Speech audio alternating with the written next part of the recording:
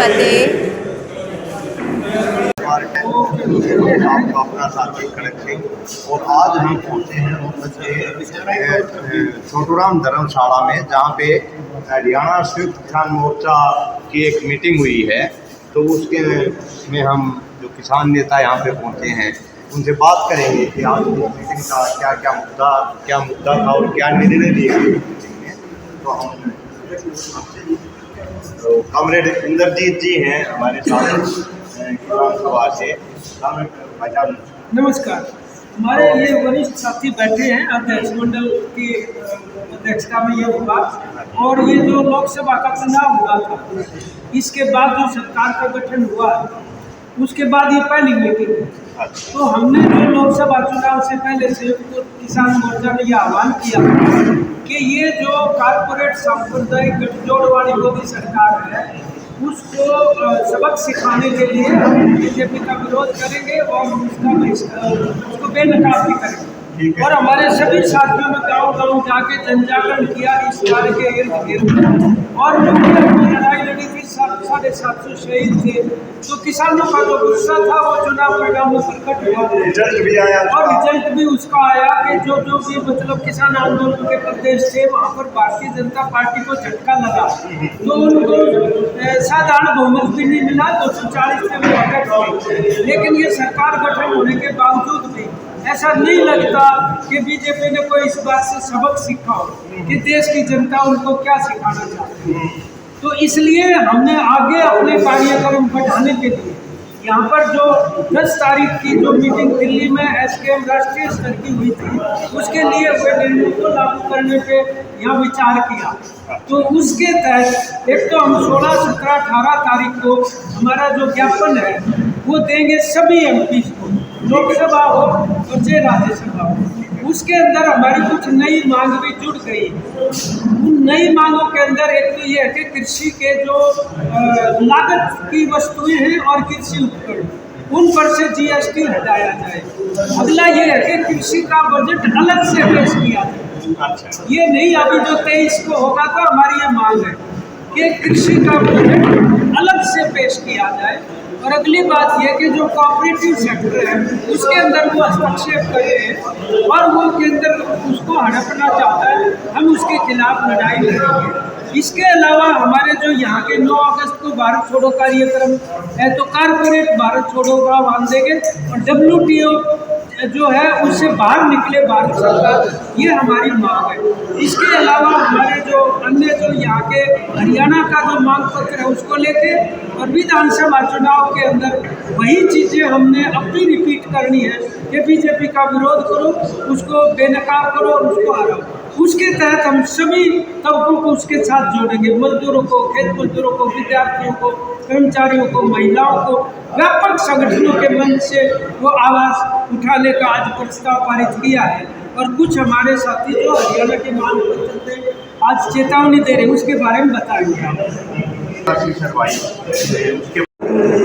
हरियाणा की बहुत सारी मांगी हैं जो कि उम्मीद करते हैं नए मुख्यमंत्री बने नायब सिंह और किसान परिवार को बने, तो उम्मीद करा पहले जो हमारी बात सुना। और ये कई मुद्दे हैं जैसे 2020, 21, 22, 23 मुआवजा बाकी है जो कि सरकार ने किसानों को देना। कई जगह जो है स्मार्ट मीटर लगाए जा रहे हैं, कई जगह बड़े लाइन लगाए जा रहे हैं चलेगी, उनके मुआवजे नहीं दिए जा रहे हैं।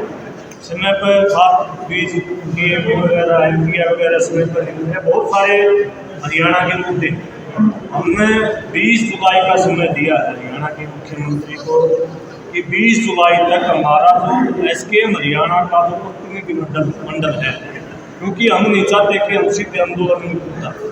20 जुलाई तक सरकार के पास समय है। जो हरियाणा से संबंधित मुद्दे हैं जिनका नायब सिंह जी कर सकते हैं हरियाणा के मुख्यमंत्री, अगर वो बातचीत से करना चाहो तो 20 जुलाई तक हमारे प्रतिनिधिमंडल के पास सूचना भेजा है।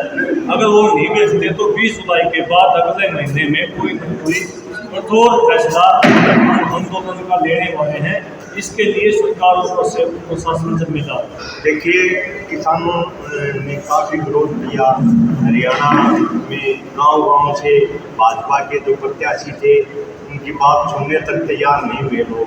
काफ़ी गांव से खदेड़ा भी गया उनको, वो रोष था काफ़ी। तो अब मतलब इतनी करारी हार मैं कहूँगा कि जहाँ 10 की 10 सीटें का दावा कर रही थी वह 5 पे सिमट गई भाजपा। तो इस करारी हार के बाद क्या कुछ लगता है, क्या कुछ नरमाई आई है सरकार के देखिए, किसान के प्रति?